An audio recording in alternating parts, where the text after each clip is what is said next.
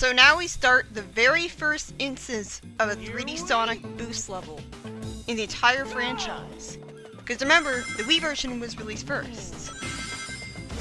And I really love this interpretation of 3D Sonic gameplay. I just love how it's so focused on being thrilling and fast.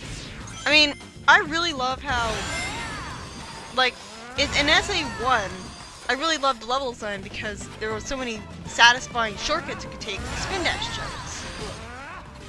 And I didn't like SA2's level design as much because it was a lot more restrictively linear. Like, I know there are alternate routes in SA2's level design and in this level design, but the problem is that while there are alternate routes, if you looked at the level from a really high up distance, you would see that it's really just a narrow line. That's all it is. There's really no huge shortcuts you can easily take by jumping in the right places to take advantage of the 3D environment. But I still love this game. Even though it's not really about satisfyingly making your own shortcuts, I still really like this concept for 3D Sonic. Just focus on going fast. My only complaint about this level is that it's too short. To be honest, I actually think this is more fun than the actual Sonic level for this country. Like the country of Apatows, I mean. Because it's fast and fun throughout. I mean, it has a bland, grassy environment, but I just feel like it plays better. You'll notice that I boosted into a wall a bunch. My biggest problem with getting used to the gameplay when I first played it was that, well, it took a long time for me to get the idea that I had to drift when I was going up to a new wall. Like, cause I never had to do drifting in a 3D Sonic game before. This is something that I never had to do ever in any previous Sonic game. So you can't blame me for taking a long time to finally get into my head. I'm coming up to a wall, I'm coming up to a twist and turn, I have to drift. So it took a while for me to. How is Chip a good friend when he just ditches him to drool over food instead of listening to everything he has to say? Why did he ask in the first place then? Yeah, this is what I want to see in a cutscene in a video game. Characters drooling over food. And why does that Greek shopkeeper have a Texas accent? Yeah, that helps immerse me in the atmosphere of Greece. Is this a world where English and American accents have completely taken over? Chip's amnesia is completely pointless. He doesn't realistically react to it at all.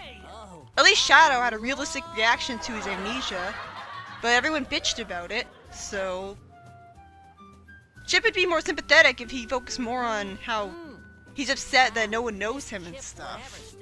But even then, he'd still feel like a one-note, one-dimensional character. Like, they're trying to portray him as endearingly childish because he's young and very new to the world. But the problem is that his voice does not make him sound like a child. So he doesn't come off as cute to me at all. He only looks cute in the Archie comics.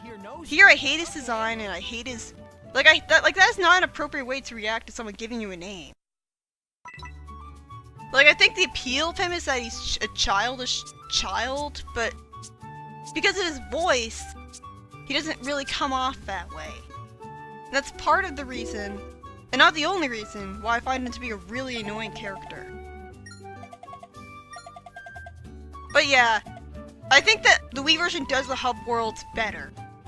Because it's much faster navigating through the menus to get to every village you need to talk to progress with the story. Although navigating the menus is really unintuitive. You'd expect to just press a direction in the control stick and the cursor would highlight what you wanted. But that's not really how it works. I'm so shocked at how they managed to screw up something as simple as menu controls. They really expected you to use the pointer controls for this, but the problem is that you can't use both the pointer controls for the menus and use the GameCube controller for the actual gameplay. You gotta pick one or the other. Something that really annoys me about the villagers, in the entirety of Unleashed in fact, is that the villagers somehow don't know who Sonic is. Like that kid that we talked to earlier, he apparently doesn't know who Sonic the Hedgehog is. Like, the whole point of traveling all over the world and talking to all sorts of people and going to all sorts of countries is world building. It makes you feel more like Sonic lives in an actual planet, rather than just boring, empty, grassy fields like in Lost World and Generations.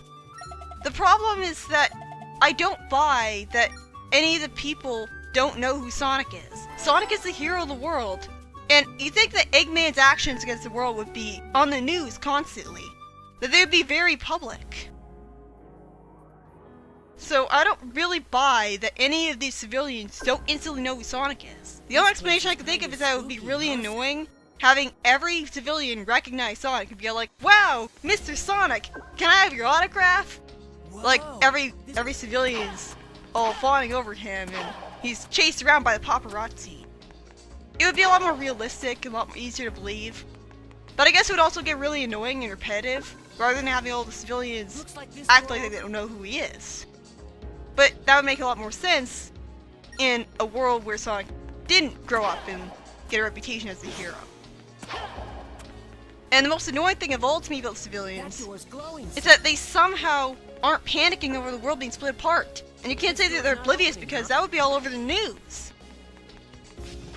Sonic controls like shit here. He moves so fast, so far in any direction. There's no precise movement at all. In the HD version, the hub world slowed down Sonic so that he controls better. Except right outside the entrances to levels, where he controls just like he does in the actual levels.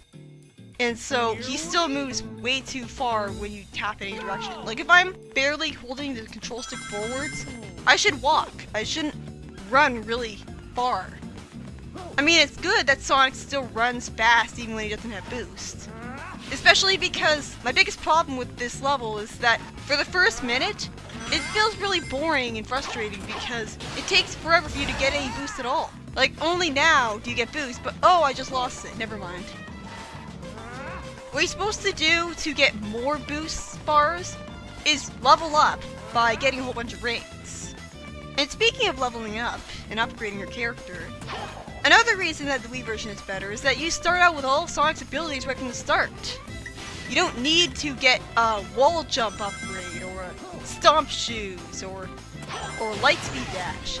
You have everything right from the very beginning, which is good. I feel like it's better than having to go through hub worlds that Sonic isn't really designed to walk around in. And speaking of hub worlds, I think I prefer how the Wii version did it with the Gaia Temple's mystical atmosphere as a level entrance, rather than just having it look like they're in the outskirts of town and they look like they should be part of the actual level, and you control like you're in one. You can still homie attack by pressing the jump button in midair, which is something that the HD version changed for some reason, and a lot of people were confused by that and have a hard time going back to it because of it. But yeah, in this game, you can just homie attack by pressing the jump button in midair, and you can also homie attack by pressing the boost button in midair to get boost. But if you're holding down the Y button while you're in the air, you can't do a homie attack. See? And again, it was really hard for me to get used to the idea that the boost works by timed button presses, not by you holding down the Y button constantly. Like, if you're holding down the Y button, and then one of your boost bars runs out, then even though you're still holding down the Y button, it won't register that you want to boost again. So what you need to do is let go of the Y button, and then press it again. And I cringed there because I ran right past the hidden item.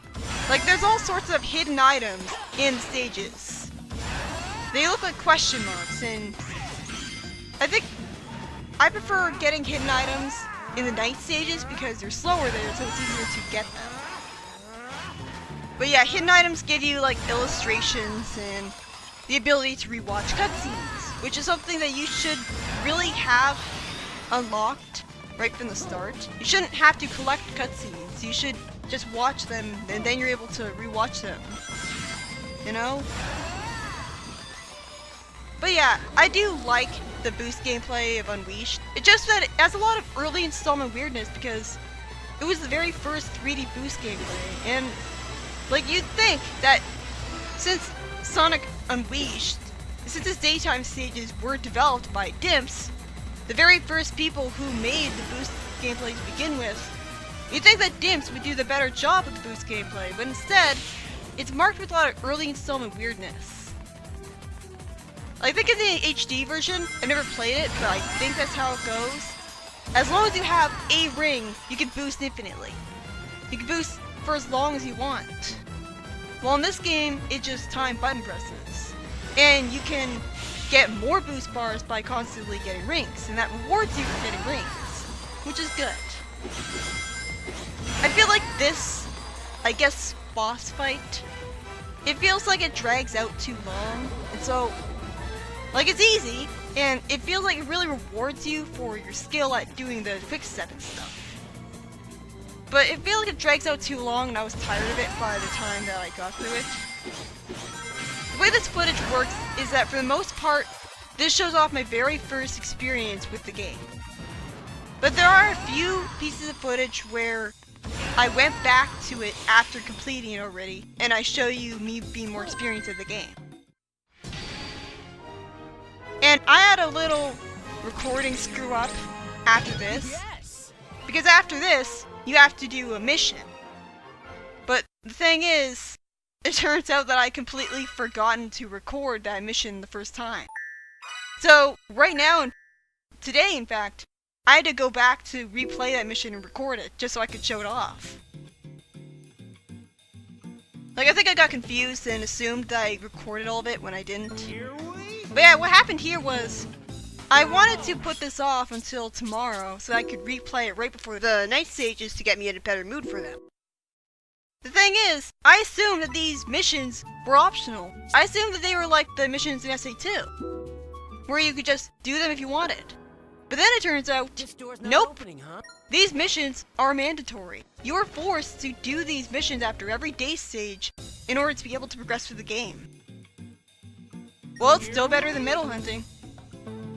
At least this way you're sort of getting new content by doing things that you never did before, rather than just revisiting old levels and going back through old hub worlds. Seriously, the medal hunting in the HD version puts the entire pace of the game to a screeching halt because you can't really progress with the game at all after a certain point if you don't have enough medals.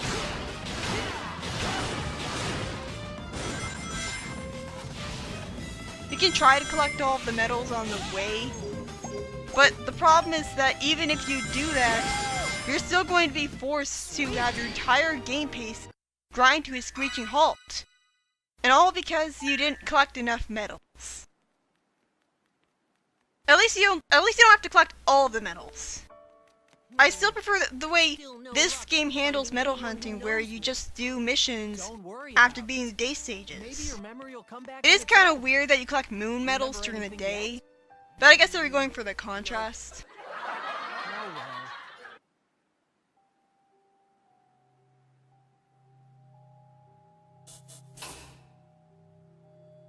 Long silence. Seriously, people made fun of SA106 for that. Like, what was the point of that long, awkward silence? So why did he transform earlier? Like, it was clearly nighttime, and then he just randomly transformed?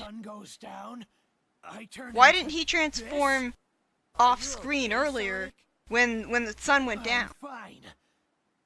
I just need to be careful who sees me. And this line builds up to absolutely nothing! Because for the entire game, nobody mistreats Sonic for being a werehog. Nobody reacts with fear and distrust, aside from like one person. And it's not even that big of a deal at all, because it's just some random NPC. Hey, don't cry. So it seems like the plot is building up to be compelling and make Sonic more sympathetic, because he looks different. And even then, it comes off as skewed priorities, like, who cares that the planet's split apart? I look different! Kind of misplaced angst there. So I'm guessing that the werehog magically changed his brain so that he would instinctively know what abilities he has. And this makes sense in terms of Sonic getting new abilities. Like, of course, like, his brain would change so that he instinctively knows how to do them, because otherwise he would never find out he has them in the first place. And of course he has to be possessed by a ghost to worry about the planet being shattered into pieces. Of course the Dark Arms aliens, the Dark Gaia monsters, have to possess him for him to be worried about the planet shattering to pieces. Because that's something you find out more about in the HD version. In the HD version, you can take pictures of the civilians who are possessed, and it gets the Black Arms aliens, the Dark Gaia monsters. Seriously, that's what they look like. The only difference is that they have a different backstory. But yeah, it kind of feels like a hanging plot thread in the Wii version, because you never unpossess anybody in the Wii version. Whereas in the HD version, you can unpossess NPCs for these stupid side missions where you attack a whole bunch of monsters in the hub areas. Why isn't he mentioning that he has two tails? Even pretending that makes sense that he somehow doesn't know who Tails is. And ignoring the fact that Tails had the Moon Tablet even though it should belong to the Guardian. How the hell is anyone not saying, oh, he's a two-tailed fox, he has two tails, isn't that weird? Why isn't anyone saying that? Like, I refuse to believe that everyone is that polite. Even pretending that makes sense that everyone in the world doesn't know who Tails is. It still makes no sense that people just call him a yellow fox and not a yellow two-tailed fox. Even Sonic 06 had a civilian saying, I saw a two-tailed fox over by the plaza. Seems like he was looking for someone. Like, at least in 06, you had civilians actually point out how weird Tails looked. And like, I love the way Tails looks, he's cute and stuff, but it just doesn't make any sense that none of the civilians make a big deal out of this. And it's not like they are pressured to not make fun of him in front of Sonic, because apparently they don't know who Sonic is. So they don't even know that they're friends at all.